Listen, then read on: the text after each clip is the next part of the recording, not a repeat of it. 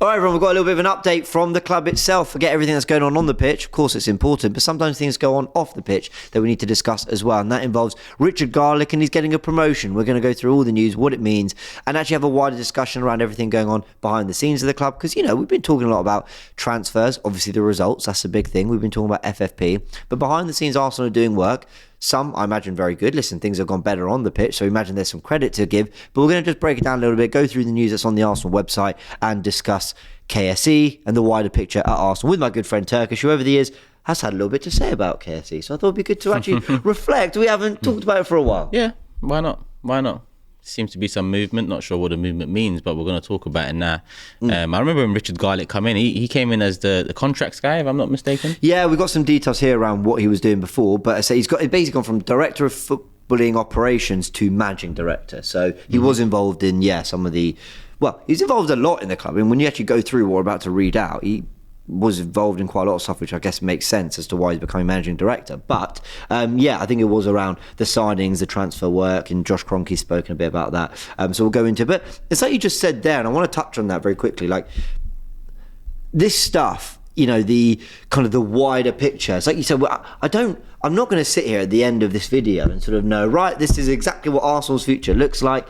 It's more about just understanding that moves being made behind the scenes, but also taking stock of the changes that have been made. Because I've got a list of some of the changes that have been made and reflecting on whether Arsenal are in a better position for it. It seems we are, but we're going to sort of look into that a little bit. So let's go into it. Like I said, he's going from the director of footballing operations to managing director. Now, on the Arsenal website, they said, we're pleased to announce that our Director of Footballing Operations, Richard Garlick, will take the role of Arsenal's Managing Director in the summer of 2024. Richard will step into the role when Chief Executive Officer, so CEO Vinay Venkatesham, leaves Arsenal following the announcement of his decision to step down last year. Now, this was interesting because I actually tried to look up, right? Let me just get this up. I tried to look up the difference between a CEO and a Managing Director because they're saying Vinay's leaving, he's a CEO, and a Managing Director is being fulfilled in Richard Garlick. And all it says that in larger corporations, a managing director manages and heads one specific business unit, while the CEO oversees all business operations across multiple divisions. So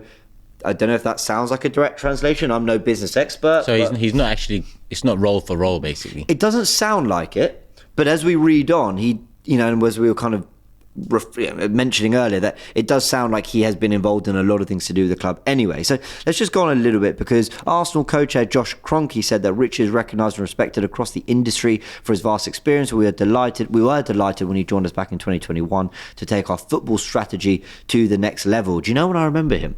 I remember him in the Edu scene on Amazon Prime, what's it called? All or Nothing. And they were, I think he was in the room where they're debating the Aubameyang stuff. Do you remember that? I think so. So he must have clearly... Was it Tim Lewis, Edu? Vinay wasn't in there, was he?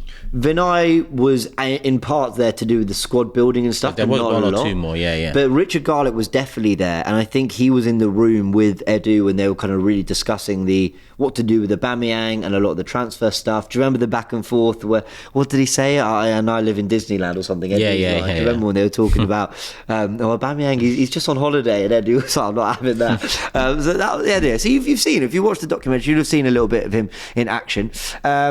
But they said that, here we go. So building on your point, he has made an enormous impact since joining us, working closely with sporting director Edu on the development and implementation of the club's football strategy. He has developed strong relationships right across the club and wider industry. He's been key to the progress we've made as a club, including a recent transfer. So there you go, you are right. And I'm thrilled he will now lead our executive team and continue to drive the club forward with passion. Richard's had some lines to say as well, but just a little bit about him.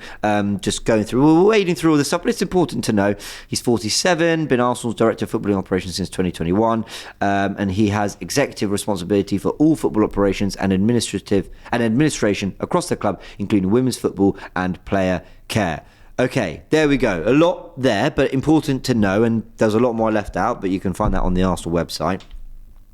I'm going to ask you for just a little bit of a general reaction to this news, but if I'm speaking for myself for a sec, I don't have a great reaction. I've got other interesting things to bring to this conversation, but anything you kind of want to add on just that update? I don't know. I mean, contracts-wise, it's been kind of, I think, 50-50 in my opinion. over the last, what was it, 2021, so over the last 3 years or so. I think last year when we look at Saliba, Saka, Martinelli, Odegaard, I think including in that all new contracts, we was all over the moon about it. Yeah.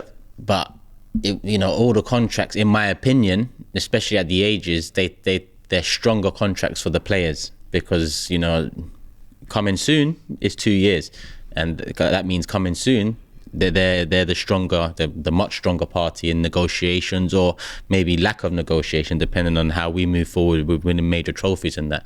So that bodes more well for him than it doesn't at the moment, because they're all signed. There's no conversation about contracts. We're not worried about Saliba, Saka, all of these lot. Cool. But then we've also got Kai Havertz on near 300k. So head's got a roll for that one. I'm sorry, I put a lot on Mikel Arteta this season, because for me, Mikel Arteta was made manager from head coach 7 months into his role. Very early. That told me, as maybe I'm wrong, but that told me that he's going to play a much bigger part in transfers, a much bigger part in the structure and the overall running of the football club. That's what I think the difference between manager and head coach is. Head coach, you're giving players, director of football tends to take the big picture.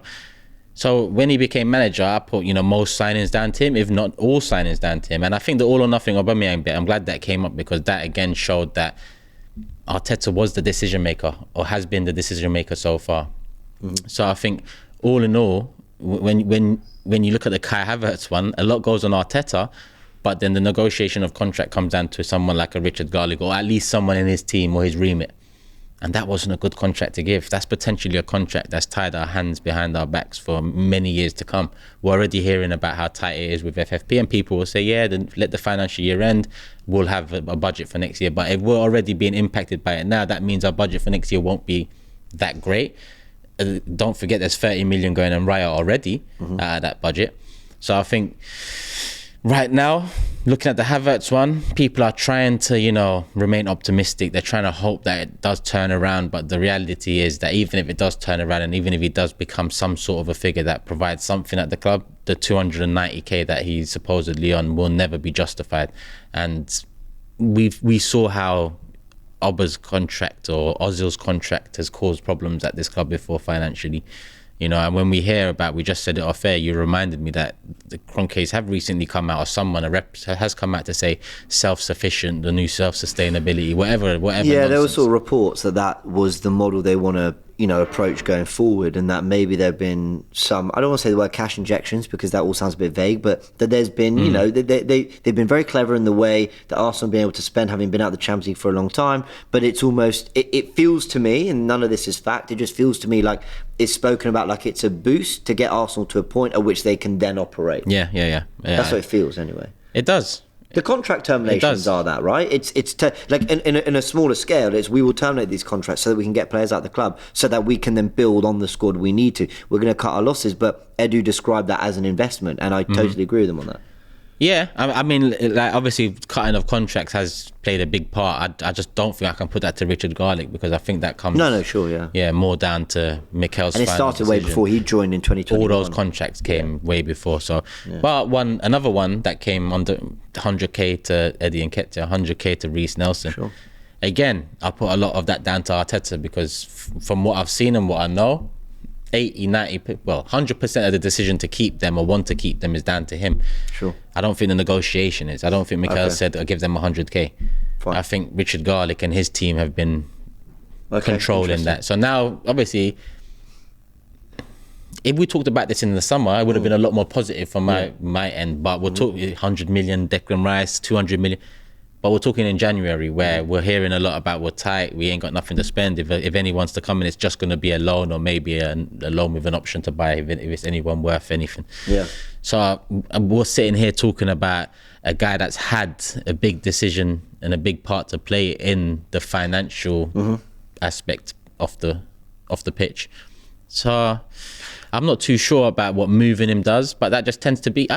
I'm kind of like you in terms of there's no great reaction, because for the last few years, I haven't focused off the pitch much. I've been focusing on the pitch, because that's what it should be about. Yeah, I agree. And often when we come on AFTV, listen, I've never been a footballer, I've never been a football manager, but I speak with a degree of chest on my thoughts on the team or the players or the managers, because I have watched enough football to think I can, and any fan can have an opinion. That's why AFTV exists, so fans can have an opinion on these things.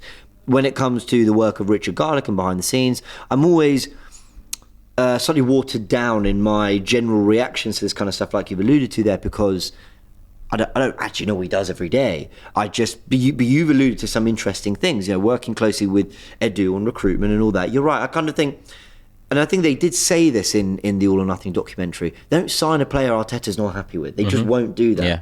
But then will they sign a player that they're not sure about, but Arteta really is? That's kind of the flip side of it. And that's what makes you wonder, because take the David Raya deal. We will talk about his relationship with Iñaki Kanya, the goalkeeping coach, who's worked with him at Brentford. So how much was driven by him? How much was driven by Arteta? Were Edu and Richard Garlick on board with that? Is Richard Garlick even a part of that? I don't know. I think he is, because he was there for the Aubameyang stuff. So I think Havertz probably, like, if there wasn't one person at this club that said, Arteta, are you sure about this?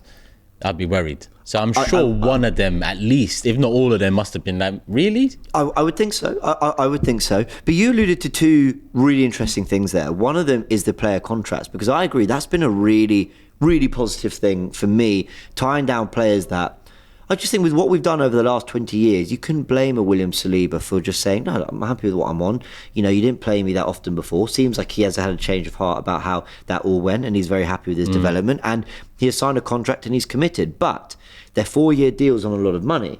I think a lot of Arsenal fans would have been hopeful for that extra 5th or 6th year, but okay, fine. It puts Arsenal under pressure to perform over these next 2 years, because then there's contract negotiations come back up again. But also, like you said, these players are on a lot of money. Now, I'm not saying they don't deserve it, but you're right. They're at an age where their big contract probably comes at 26, 27, 28, that final big, so whether at the club or not will be interesting. But you're right. It's like, it's kind of good for now. The benchmark's been set. Yeah. Every single one of those players, if their trajectory continues at the rate it has, they can all say, if he's on this, I want at least 350. And that's where we are potentially gonna have big decisions to make, and the team won't look the same in 5 years because of that. Yeah, you made another great point. I mean, that was the first one that did get me thinking, because that's the kind of thing I think we can speculate on in terms of the work that the likes of Richard Garlick people are doing behind the scenes. Again, how much percentage-wise you give to each person, I don't know. But the other thing you mentioned was a lot of the changes at Arsenal, and there have been a lot of them. I mean, Richard Garlick arriving in 2021 was one of them. I'll add to that the arrival of Tim Lewis. Both of them are lawyers, if I'm not mistaken, and they are both lawyers. Raul Sanyehi leaving. We all know that there was all sorts of question marks when that happened, and I was like, what? This is the guy who talked about, when Arsenal knock, it's different, and he was at the club, and I think a lot of people kind of felt connected to him in a weird way. Then he left, and I was like, well, what's going on there? But got a load of stuff from Edu being promoted from sporting director to technical director, the first ever technical director at Arsenal. First ever sporting director. He went from technical director to sporting director. Apologies. That happened November 2022, so that was just a year ago. Franz Kagagau leaving. He was, really praised for his work in the scouting department at Arsenal, which we know was kind of torn down and started again to a degree. Per Mertesacker and his academy role there. Husfami, contract negotiations and working with agents. Vinay was promoted himself. Vinay himself was promoted. Now he's leaving. And then I actually think, you mentioned Arteta moving from first team coach to manager in a very short amount of time, winning the FA Cup, working closer with Edu. But the big one for me is around the Kroenkes, and nothing ever official's really being said. That's a lie. I think actually Josh Kroenke being moved to co-chair was an official move recently. But what I did want to talk about is the Kroenkes themselves, because I've said that since that day outside the Emirates where we all were there, they think around 5,000 fans in protest of the Super League and the Kroenke ownership. I believe, with no information, no knowledge, no reports to go off, that was the day that Josh Kroenke really became the owner of Arsenal Football Club. That was the day that I think internally there was a decision about, look, if you don't care about this and we don't want to sell, give it to someone who does. And I might regret saying this, I've been borderline impressed with the way Josh has spoken about the club, with how he came across on the Amazon Prime documentary, with his knowledge and understanding of what's going on. when we were going through a dark time, he, had to reinvigorate Mikel Arteta, and there was a conversation there that I looked at and thought, you know what, I like that. Like, if you're trying to find solutions from within, cool. And then I've seen an investment on players that I've liked. Now, there have been mistakes, but there's generally been a direction the club has gone in that I've liked. And that, for me, is one of the biggest things in all this, is what's kind of going on with KSE and how we reflect 4 years on, where I have no problem sitting here going, yeah, I wanted them gone, with the Daniel Ek stuff and all that. How do you reflect on these 4 years since everything that's happened, the change at the club and KSE in general? You can reflect many ways. This is one where you see how statistics can be manipulated in many ways. The last 5 years 100%. can be manipulated in many ways. But I think you're right in terms of Josh Kroenke became the face of the club probably 2018. Yeah. Well, did KSE become majority owners then? Sorry, 2019. No, when was Be Excited? Oh, that was 2019, summer 2019. He became the face then. Fair enough. I always, maybe because of PTSD, I always forget that moment, because I remember being like, "Be excited." So if I say a man said Yeah. Be excited in 2019, and in 2024 we're yet to see a major trophy. No, fair enough. That's one way you can look at it. Sure, There's other fair. ways where you could then people will say, "Oh, but look what he inherited. Like look what Arteta inherited. Look what Josh Kroenke inherited from his father." Let's say. And we're just speculating, by the way, But, that he yeah. has this bigger role above Yeah. Stan and all this. It was a mess, and you look at us now and we're in a much better position. But again, if we did this 3 months ago or 6 months ago when we're signing Declan Rice for 100 mil, we've just finished second our first league, it'd be a much better conversation for him. Now we're in a place where we're in a much healthier position on the pitch. I can't say we're in a much healthier position off the pitch yet, because they're the same murmurs that reared its head 5 years ago, 3 years, 3.5, 4 years ago with Unai Emery, and so on over the years with Wenger as well. They're starting to come again. We can't buy loan, self-sustainability, and that was the problem with your father in the first place. So I don't care who the face is. He could make his wife the face next, Stan. I don't really give a shit. You're all the same to me. KSE is the same. I don't care who you put there as the main man. So this is 20 years now. 20 years of them. Essentially 20 years of them. Or let's say 15 to 18 to be fair, because that's when they started buying the majority stakes. So as much as Josh Kroenke becomes the face, I think I can sympathise that he inherited a poor squad with bloated wages and a very bleak financial position at the time. It was a loss-making football club business at that time. 2019 was our first ever loss-making year since moving into the Emirates. So I can sympathise then, but at the same time, there's not much sympathy because it's still your dad. It's still part of the family. Like I said, I don't care about the face. It's up to you now to kick us on. So yes, we're in a healthier position on the pitch. Thank you for that. It's taken my attention away from off the pitch. A fan's attention shouldn't be off the pitch. A football fan of a football club, your attention should never be off the pitch. If it is, that's because they're doing, and rightly so, it should be in that scenario. But what I mean is, you should be enjoying what's on the pitch. Leave them to it. So last 2 years, I felt like that. I feel like, okay, you know what? I was doubting Ben White's and Ramsdale's and so on, Mikel Arteta. But look, we've challenged for a league title. And I always say there's no divine right to win it. Man City are favourites. And back in the day, even when we've gone up against United, I knew, I'd always think we're going to win the league. But I knew Man United are a strong side. So there's no divine right to ever win the league, especially now with all the teams that are so strong. So it's not necessarily that's taken my attention away from them. It's the fact that we're a lot better on the pitch. We've got young players, we've got assets. Yeah. That was a key thing when Josh came in. We had no assets. Nope. But I also look at it and think, did he get lucky? The Hayland Academy started producing goods. Saka, Martinelli comes in. I wouldn't say that one's lucky. I think that's you can't. I wouldn't. Whoever did that one, whether it's Edu, whoever they that diamond in the dirt. I don't know how they managed that one. So yeah. But things like Saka. Saliba was a good buy as well, but there's a mix of, I think, did they know Mikel Arteta's going to be the man to take us out the mud and actually put us back into a conversation about the title? I don't think they did. People will ask me why. Because they're not like Kroenke. They haven't showed me that they know anything about football over their ownership. So why all of a sudden? But did they put people in place that did know? Potentially, and Arteta's still got a lot to prove, by the way. So for everything I'm saying, Arteta still has to deliver. You won the FA Cup, and now we spend a lot of money, and we're expecting. I'm with you. No divine right, but be competitive. Give us hope. Give us a reason to believe. And I've had that the last few years with Arsenal. So if the Kroenkes aren't the people that know the sport to the level to know that Arteta was the guy or whatever, listen, I don't. Very few know to that level, but. Did they at least get the people in place and are continuing to make the kind of changes that allow Arsenal to, hopefully, operate with a successful future? That's key, because let me get this out of the way first. Sure. The next 6 to 18 months, ideally, we win a major trophy. Sure. And Premier League or Champions League. Ideally, that is the scenario that I think all Arsenal fans deserve. Patiently, been waiting for years, sold a dream moving into the Emirates. But I just now, like, when I look at the next 6 to 18 months, if we don't have a major trophy, we will see if the Kroenkes have really changed.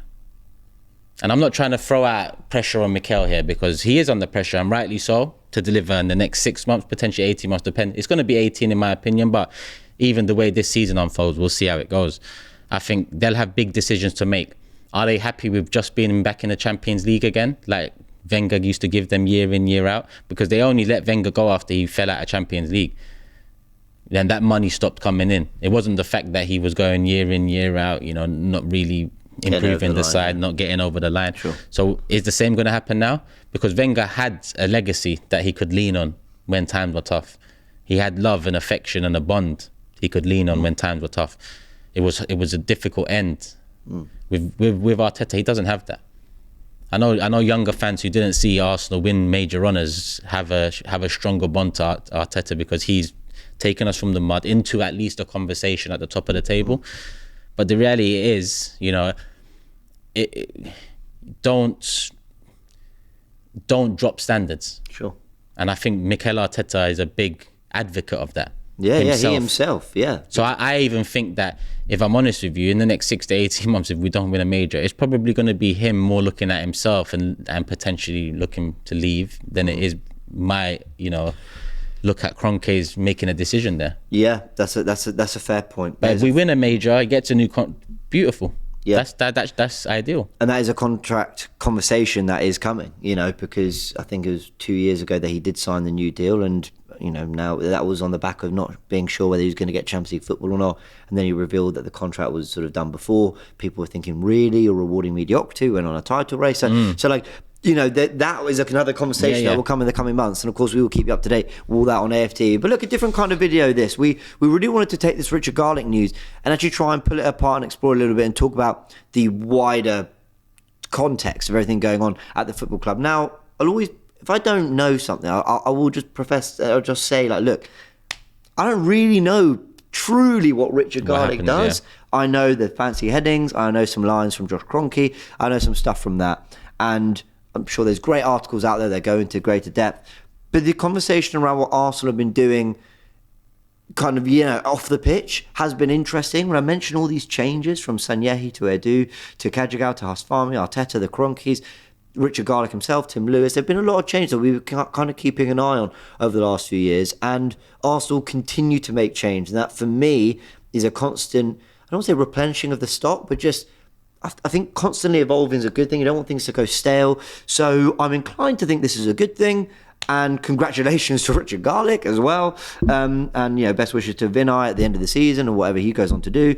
But look, Arsenal off the pitch need to operate well for things to also go right on the pitch. And I don't think we should forget that. That's why we've tried to have as honest a conversation we can about it. Big thanks to Turkish. Everyone, go hit the like button if you did enjoy this video. If you didn't, let us know some feedback in the comments. Anything else you want to add to it. And if there's anything we missed, we can always do a part 2. Subscribe to the channel if you want just updates on what's going on in the world of Arsenal. And of course, previews to Nottingham Forest will come towards the end of this week. Look into the big game as well next week. Big thanks to Turkish. Big thanks to all of you. Catch you all in a bit.